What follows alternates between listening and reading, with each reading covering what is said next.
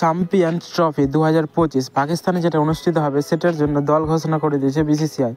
এবার বিসিসিআই কয়জনের কপাল খুলেছে আর কয়জনের কপাল বন্ধ করে দিয়েছে সেটাই দেখার।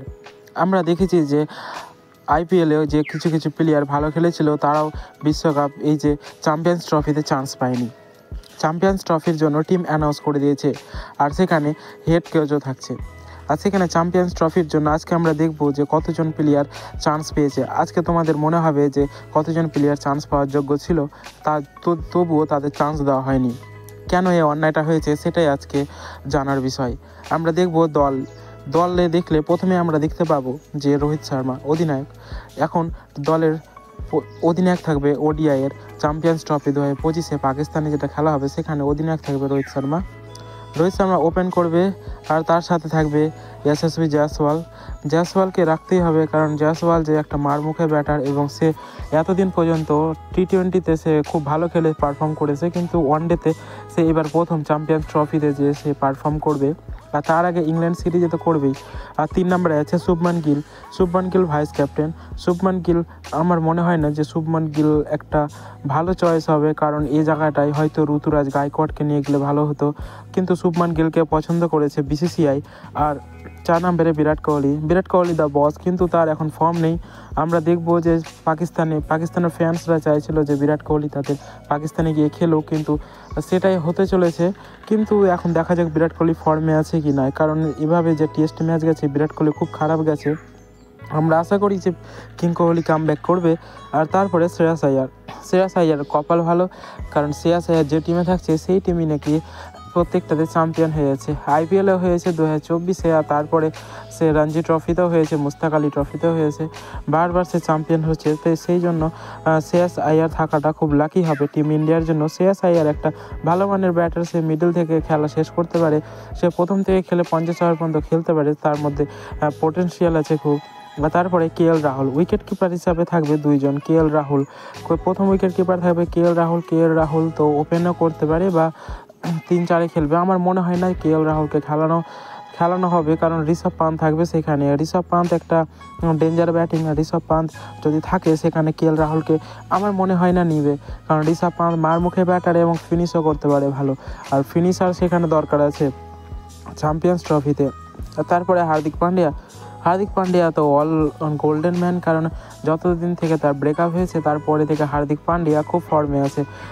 সে বোলিংয়ে ব্যাটিংয়ে দুটোতেই, আর সে খুবই ভালো খেলছে। হার্দিক পান্ডিয়া যেমন বল করছে তেমন ব্যাট, আর ক্যাপ্টেন তো বলাই যায় না।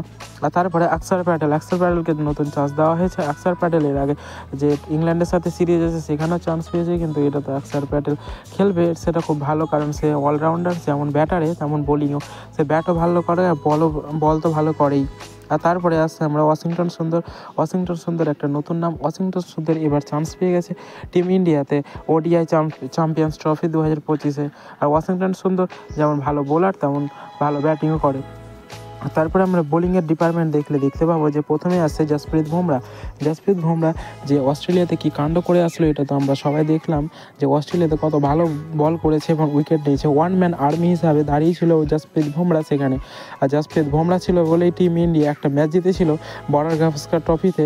আর এবারও টিম ইন্ডিয়া জিতবে, আর টিম ইন্ডিয়া এবার খুব একটা ভালো ফর্মে থাকবে, কারণ তার সাথে থাকছে জসপ্রীত বুমরা, আর তার সাথে ফেস অ্যাটাক সামলাবে অর্শদীপ সিং একটা ভালো মানের বোলার। অর্শদীপ সিং যেমন ডেথ ওভারে ইয়ার্কারও ফেলে, তেমনই সে ভালোই বল করে অর্শদীপ সিং। তারপরে আমরা দেখব মোহাম্মদ শামি এবার ফুল কম্বো হতে চলেছে এবার টিম ইন্ডিয়ার দিক থেকে। আমরা ভাবি যে যদি জসপ্রীত বুমরা মোহাম্মদ শামি একসাথে বল করে তাহলে কতটা খাতারনাক হতে পারে টিম ইন্ডিয়া, সেটা দেখার জন্য অপেক্ষা করব আমরা চ্যাম্পিয়ন্স ট্রফি পাকিস্তানে। আর মোহাম্মদ শামি এবার অনেকদিন পর রিকভারি হয়ে এসেছে। আর তারপরে স্পিন ডিপার্টমেন্ট সামলাবে কুলদীপ যাদব চায়নাম্যান কুলদীপ যাদব বোলার কাছে। কুলদীপ যাদব খুব ভালো মানের বোলার। আমরা দেখতে পাবো যেভাবে আমরা যেটা দেখেছিলাম যে চাহেল আর কুলদীপ 2 জন মিলে অ্যাটাক করছিল এর আগে মহেন্দ্র সিং ধোনির সময়, কিন্তু বিরাট কোহলির সময় থেকে আর তারপরে থেকে রোহিত শর্মার সময় এসে কুলদীপ আর চাহেলকে একসাথে দেখা যায়নি, তবুও কুলদীপ স্পিন ডিপার্টমেন্ট সামলাবে। আর তারপরে লাস্ট রবীন্দ্র জাদেজা রবীন্দ্র জাদেজার হয়তো এটাই লাস্ট হতে পারে চ্যাম্পিয়ন্স ট্রফি 2025, কারণ এর পরে মনে হয় না আর রবীন্দ্র জাদেজা চান্স পাবে। আর রবীন্দ্র জাদেজাকে চান্স দেওয়া হয়েছে, কিন্তু এর মধ্যে যে কয়েকজন 15জন প্লেয়ারকে যে বিসিসিআই চান্স দিয়েছে, এর পরবর্তীতে অনেক প্লেয়ার আছে যারা চান্স পায়নি এবং যারা চান্স পাওয়ার যোগ্যতা ছিল। যেমন হচ্ছে আমরা প্লেয়ার দেখলে বলতে পারি যে সেখানে আমরা দেখতে পাচ্ছি না ঋতুরাজ গায়কোয়াড়কে বা সঞ্জু স্যামসন বা সাই সুদর্শন এগুলোকে, বা ভুবনেশ্বর কুমার, এগুলোকে আমরা দেখতেই পাচ্ছি না। কারণ আমরা জানি যে মাত্র 15 জনের টিম নিয়ে যেতে পারবে পাকিস্তান তাদের টিমের জন্য। আর আমরা ঠিক আছে, অসুবিধা নেই, এটি নিয়েই আমরা দেখবো যে চ্যাম্পিয়ন্স ট্রফিতে ফলাফল কেমন দেয় বিসিসিআই এর টিম ইন্ডিয়া। তো বন্ধু, ভিডিওটা তোমাদের কেমন লাগলো কমেন্টে অবশ্যই